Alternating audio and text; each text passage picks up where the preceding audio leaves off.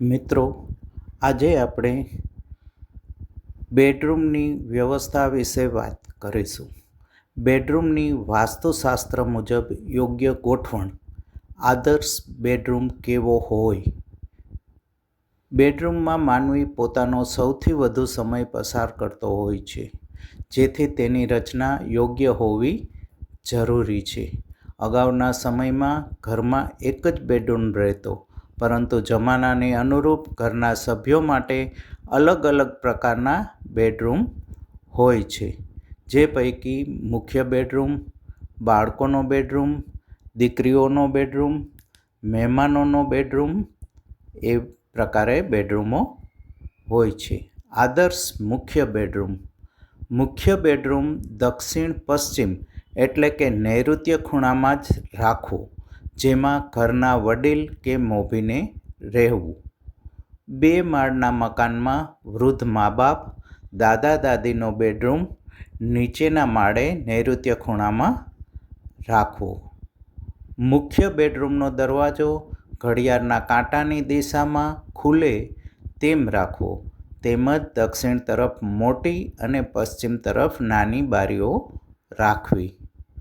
મુખ્ય બેડરૂમમાં attach bathroom રૂમના અગ્નિ ખૂણામાં અને મકાનની દક્ષિણે રાખવું. મુખ્ય બેડરૂમનો રંગ વાદળી, ગુલાબી અથવા લીલો રાખવો. ઈશાન ખૂણામાં મુખ્ય બેડરૂમ ન રાખવો, કારણ કે ત્યાં આર્થિક વિકાસ થતો નથી, શારીરિક તકલીફો અને માનસિક ચિંતાઓ રહ્યા કરે છે અને સંતાનમાં બાધા રહે છે.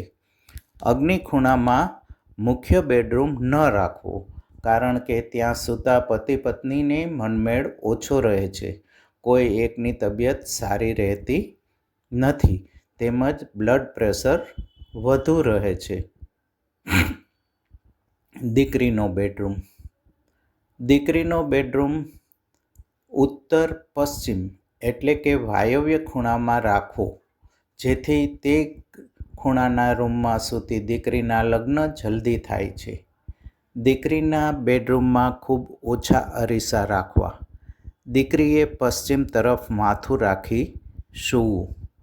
મહેમાનોનો બેડરૂમ. મહેમાનોનો બેડરૂમ ઉત્તર પશ્ચિમ એટલે કે વાયવ્ય ખૂણામાં રાખવું, જેથી તેમાં રહેતા મહેમાનો ઝડપથી વિદાય લે છે. મહેમાનો થોડા દિવસ માટે રોકાતા હોવાથી તેમના માટેનો બેડરૂમ પૂર્વ દક્ષિણ એટલે કે અગ્નિ ખૂણામાં પણ રાખી શકાય છે. મિત્રો, ચેનલને હજી સુધી સબસ્ક્રાઈબ કરેલ ન હોય તો સબસ્ક્રાઈબ કરી બેલ આઇકોન દબાવજો, તેમજ લાઈક અને શેર જરૂરથી કરજો. બાળકો માટેનો બેડરૂમ. નાના બાળકોનો બેડરૂમ ઈશાન ખૂણામાં રાખી શકાય છે. અગ્નિ ખૂણામાં બાળકોનો બેડરૂમ ન રાખવો, કારણ કે ત્યાં સૂતા બાળકો ગરમ સ્વભાવના, જિદ્દી તેમજ ધૂની થાય છે. આપને પ્રશ્ન હશે કે બેડરૂમમાં શું રાખવું, શું ન રાખવું, શું કરવું, શું ન કરવું, અને જો એમ કરીએ તો શું થાય? તો ચાલો જાણીએ. બેડરૂમમાં શક્ય હોય ત્યાં સુધી પૂજા ન રાખવી. જો પૂજા રાખવી અનિવાર્ય જ હોય તો રૂમના ઈશાન ખૂણામાં દિવાલમાં ગોખલો કરી તેમાં કબાટ કરી રાખવી અને તેમાં લાઇટ હંમેશા ચાલુ રાખવી. બેડરૂમમાં અરીસો સૂતી વખતે અને ઉઠીને સામે દેખાય તેમ ન રાખવું, કારણ કે તેથી ખરાબ સ્વપ્નાઓ આવે છે. બેડરૂમમાં દક્ષિણ કે પશ્ચિમ તરફ માથું રાખી સૂવું વધુ સારું રહે છે. ઉત્તર તરફ માથું રાખી સૂતા વ્યક્તિને ચિંતાઓ રહ્યા કરે છે. બેડરૂમમાં એસી કે કૂલર રૂમના અગ્નિ ખૂણામાં રાખવું. ટીવી વાયવ્ય કે અગ્નિ ખૂણામાં રાખવું.